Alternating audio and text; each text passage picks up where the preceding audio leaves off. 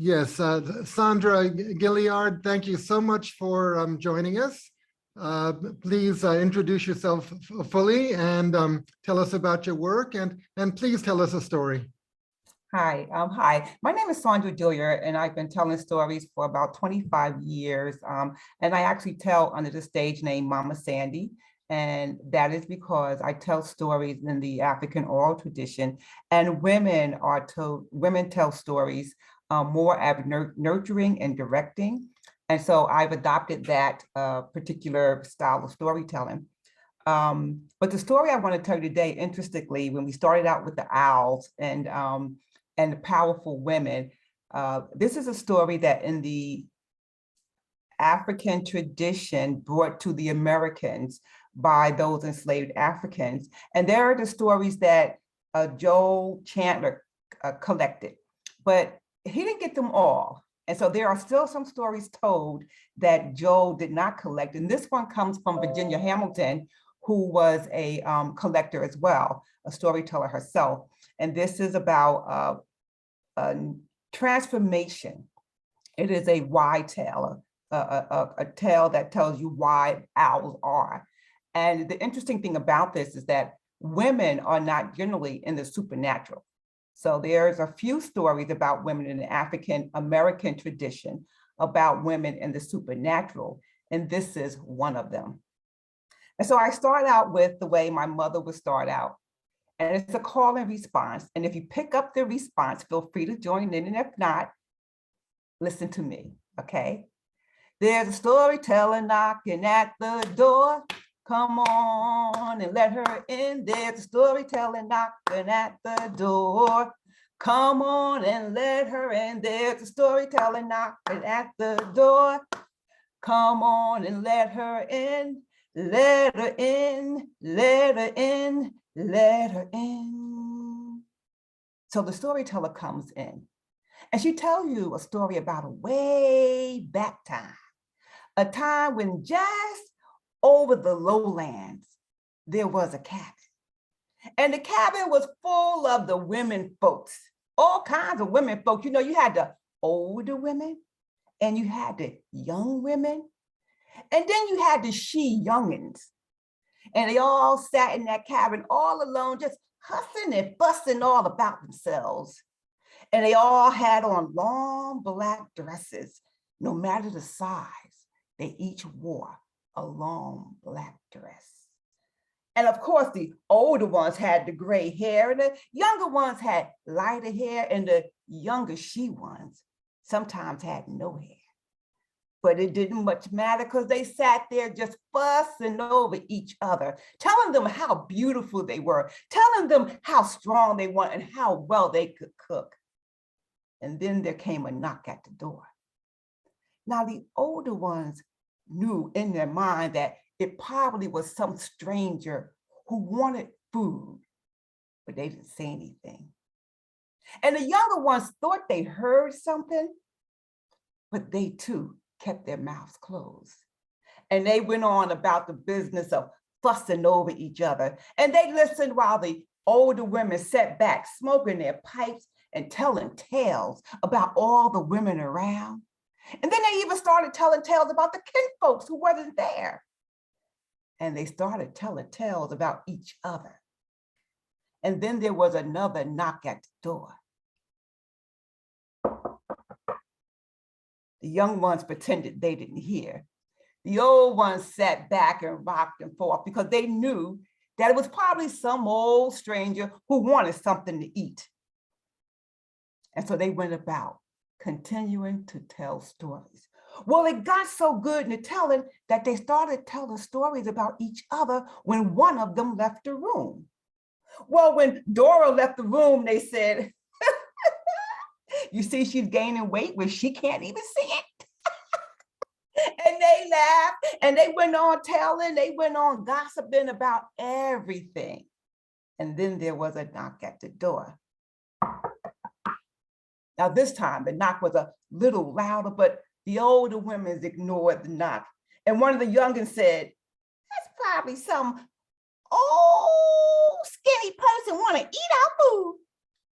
And the old woman said, mm-hmm, It's probably someone who will come out here unless they want to eat. We ain't feeding them. So they went on hustling about themselves until it was dinner time. And dinner time, the older ones, they made this bread that was known all around the Low County, and the others made the stew. And when everything was finished, they sat down and they ate the bread and they ate the stew till everything was gone. And they sat back just full of themselves and continuing to talk about everything they could. And all that was left was a little kern of dough that they left right there on the breadboard. Well, as they sat back continuing to talk about everything and everyone, saying good and saying bad and mostly bad, there came another knock at the door. Now this time it was real loud and they started to get a little afraid. And then they heard someone say, "Let me in." Well, the women, for the first time in their lives, they felt fear and they couldn't explain it. And the young ones started flooding around and their arms started to go up and down and they didn't know what was happening. But they didn't open that door. As a matter of fact, that's the one thing they did not talk about. Who was knocking at the door? Well, they went on and they started gossiping about who it could be and what it should be and everything except for asking who it was.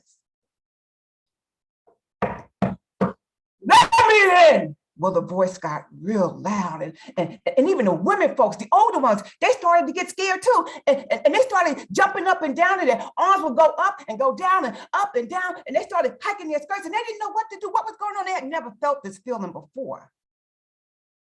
But as they began to float around in that kitchen, wondering who it was that knocked that louder, "Let me in!" Well, by this time, the women got really fat. One of the younger ones said, "You know what? I'm afraid." So she took the little kernel and she put it in the hot skillet and the dough, it started to expand. And it got bigger and bigger until it bust open the skillet. And then it started oozing over the stove. Then it went up the chimney and started oozing all on the floor. And the women watched as the dough started to rise. And they became afraid. And the knock on the door started to pound. "Let me in, let me in."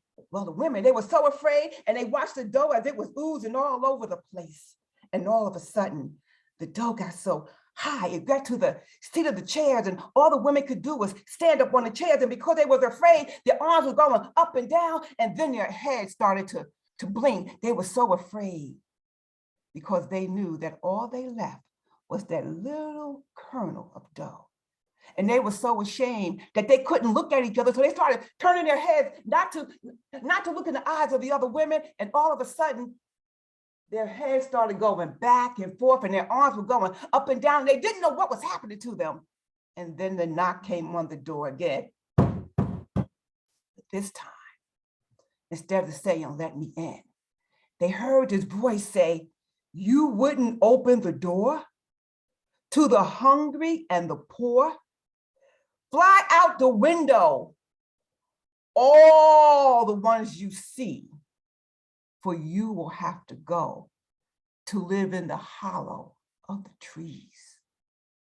Well, the women, standing on their chairs and watching the dough ooze out the pot. And finally, all they saw was a crack in the window of the cabin in the hollow. And as the dough rose, the women began to scamper, their arms flapping up and down, their heads turning around, and they didn't know what to do, and they went towards the window. And as they pushed each other to get out so that the dough would not engulf them, they began to fly. And there was nowhere to go but the hollows in the trees. And to this day, that is where you could find the women who gossiped and talked about everybody, but would not feed the hungry. And they say, if you go out at night when the women feel safe to come out, you hear them still gossiping. Who? Who you? And to this very day, that's where those women remain. That story is from the lowland county, the Beulah County in South Carolina. Thank you.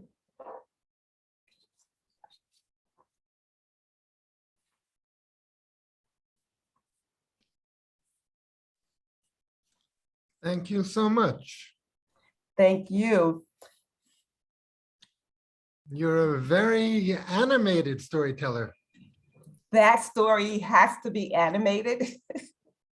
And there's three types of traditions that we tell stories in. One of them is the pure African oral, which is like the Jolly-Ah or the griot that you might know. The other is, this story is normally told in dialect. And if I told it in dialect, you probably wouldn't understand it. And dialect is, it is the language that the Africans spoke when they first learned to mix their language with that of the English here. And so it's a lot of days and taint. And so when you hear it in speech, it's hard to explain if you don't know the language.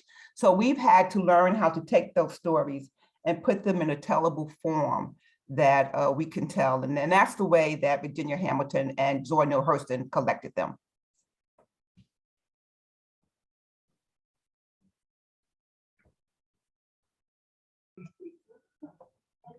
Anybody, any thoughts, comments, questions? I liked it. Well, Saundra, what about that story especially called out to you?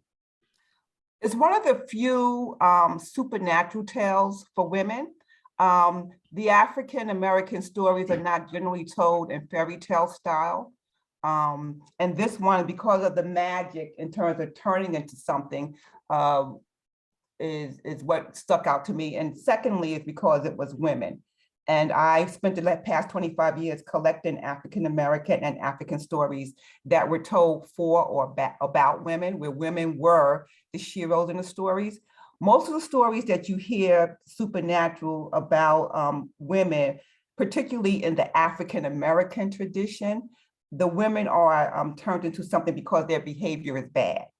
Whereas you look at the Anansi stories, those stories are supernatural in that something comes good from bad behavior. And so we have one story that I really like that women do fare out well is the story about mermaids, where women are actually put into the water and they become mermaids. And even though they're sent there for bad behavior, I think, you know, mermaids have a little bit more appeal than having women turn into animals for a bad reason. Although I like owls, the reason why these women turned into owls were because of their behavior. And so you look at the perspective of women during this period that the stories are collected. And women are normally not the ones who are in the stories to turn into anything. So that one appealed to me because they turn into owls.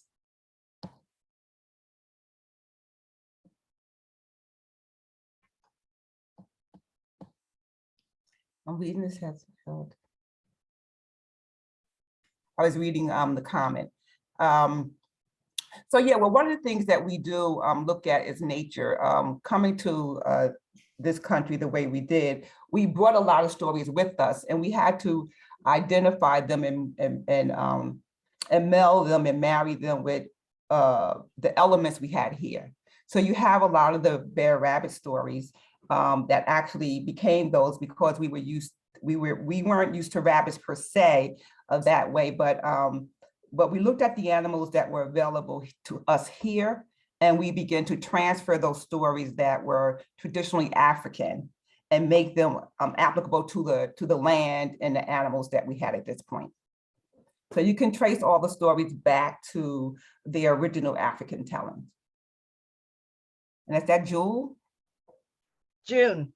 June. Okay. You were, as I wrote in the comments, you were halfway through, and it reminded me of the story, the owl, the baker's daughter was an owl. Do you know that story? No, I don't know that story at all. I think it comes from the English tradition. I think it was that phrase was first spoken in a Shakespearean play, but it has a similar motif where the old woman, who is actually a witch type woman, but a good one, comes into a baker's shop, and then they won't give her food, etc., etc. And in the end, the young woman is saying, who? And she says, oh, you'll be an owl, and flies out. So just look for that, because it's very, very similar. I will. I love the way you told. I love the story, the song at the beginning. It just set up everything. Very enchanting. Thank you very much. Thank you. One of the I guess the gift for me and being coming to storytelling and being able to tell stories in different environments is that you really realize that humans are not that different in terms of the way they see the world. And there are a lot of stories that I know that I've studied that have come from the continent. But when you listen to stories from other cultures, you find such similarities, and it makes you wonder if we all have like really one mind and the way we see things and how we build stories around that. So thank you for that. I'll look for that story. Yeah. Now also, I'm thinking of, I was telling last week the story about Persephone going into the underworld with Hades, the Greek mythology. There's the part in the story when she's leaving the underworld and she's going through the garden with a pomegranate, that when she is looking around and she's eating the seeds, she suddenly hears that someone, and she sees someone, it's a small, I don't know if it's a man or woman or something, a small creature that is going to tell Hades that, to gossip, to tell that she has been eating the seed. And then suddenly Persephone, she gets so angry that she turns this person, whatever, into someone that is doomed to see and to hunt in the darkness. And that is how the owl was created. So there is the gossiping, the cheating, the thing in there too. I think that the common theme is that, I take these stories and I try to look at what are the overlying motifs for women. And one of the things that, women are known for is gossiping, talking. And so there's a lot of stories that are, they show either a redemptive value, for that trait, or they show you what is the recourse for having those traits. And there are some common themes that I've collected from stories and even some of the biblical stories about what are the characteristics of women and why do they exist. And these stories tend to give us those explanations, although, I don't always agree with all of them. But the thing about story, and I know for me, coming from a period of almost 150 years when Africans in this country could not read, so we didn't have access to reading any of the old written documents. And so everything that we've learned and explained, to our children in terms of, how to behave in society, how to get self-esteem came through story. And most of them came through story of how we interpreted nature and how we interpreted the seasons, those kinds of things. And so a lot of those stories you'll find will come out of animals and nature and fruits and vegetables, because those were the ways that we were actually taught, which is why Joe Chandler captured them, because they held so much of the consciousness that was built in those communities. And I'm always, whenever I travel around to talk about it, I'm always questioning, did this story come from Europe? Did this story come from, when you're imagining that you have a group of people who did not read, who did not understand a language, just finding to, and we had to take what was around us to explain the world that we were in. And so it was both ways. Joe Chandler's stories were sent out, across the world. People read them, and but we also took in what was around us. So depending upon what plantation you were on, what was the history, of the plantation owners, what kind of rituals they may have woven into the story so that we can make meaning of where we were. June, I see your hand up again. Oh, I think I just didn't take it down. Sorry. Okay. Denise, go ahead, and then we'll move on. Go ahead, Denise. Saundra, I really enjoyed that so much. And now that you're talking about Joel Chandler and his stories, I've read through his collection. And what I found in those stories was the admiration for the cleverness of the trickster, which under the circumstances of slavery and implorable conditions in many cases and all of what was going on, I would think that being clever and being able to work through an unfair system through being a trickster probably had a very was an attribute or considered a virtuous characteristic. And I'm wondering what you think about that. No, the trickster runs through even to today. That trickster characteristic runs through even through modern times in our community. So you have a trickster, yes. And so when you look at the revolutions, there's always tricksters around to have that same kind of how do you get over, how do you get through, how do you get under oppression. So that trickster is a strong character. It's a characteristic in a lot of people who are against the system. And a lot of that tricksterness also involves a lot of violence. His stories are some of the most violent stories I've ever not the true African stories. Violence is, and when you think about the mind of the African, they're tricky, but they're not violent. Which is, if you go look at some of the Anansi tales, you look at the bear rabbit, those are not, they're not violent. They're tricky, but they're not violent. And that's the difference between looking at a true trickster tale and looking at one that was conjured up to become quote unquote a trickster. And I just wanted to make one comment about the owl. Someone mentioned that the owl was also connected. Yes, normally the owl in the traditional African stories that talk about owls, they are of wisdom. For this story, which is one of the ones that why I appeal to it, is because it's the time that now women are owls for bad reasons. So that was the appeal for this particular story. But normally in the African tales, the owl is one of the wise animals. Okay, thank you very much, Saundra. That was wonderful. Thank you.